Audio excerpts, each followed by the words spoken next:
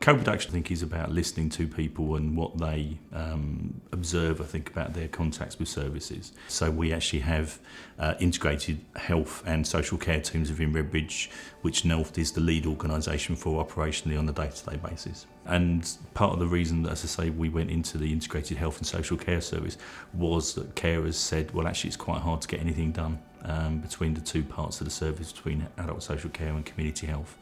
So in terms of co-production, I think our starting point, was to bring things together, and various strands of service, which I think you would have been spoken to about, things like mental health transformation more recently, is something which is based on a co-production model where we're now looking to sort of break down some of the traditional barriers in mental health services.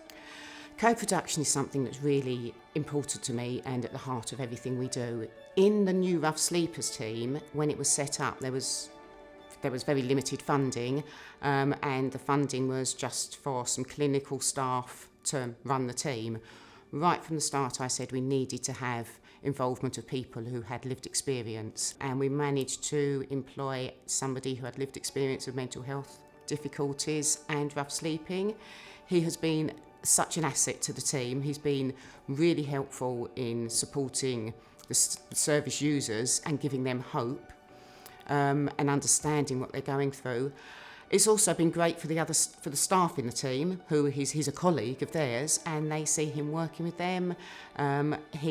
We've now been able to offer him a substantive role in the team, so it's gone from being an ad hoc, we'll pay you by the hour as needed, to being a full substantive role.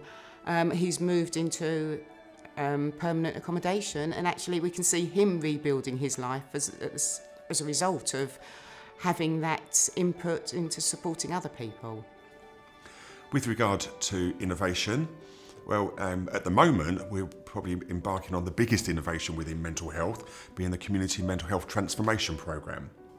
So I'm leading on that within Redbridge and working with a Community Transformation Board, and we're looking at changing our community services for adults and for older adults to be much more focused in line with our primary care networks, working more closely and joined up working collaboratively with GPs and other professionals that work within the primary care. So we've had quite a significant investment, employing new types of workers, and we'll be now looking at how our services can work more closely with our primary care. The adult social care and community health sort of partnership, that is unique still across London. It's a national direction of travel. We've been doing it for 6 or 7 years. So in terms of that, I would say that is a very good example of innovation, which is now very mature and embedded. And I think if you speak to the staff who actually work within that model, who perhaps were sceptical about working in that particular way when they came together, they would turn around and say, no, this is the way to work now, don't pull us apart again, don't pull us back to where we were, because we need to be working and sharing our ideas, but actually treating people as a whole. It's really important that we look after our staff. So one of the things very early on was I opted to work with the wellness team as one of the operational managers on the wellness service.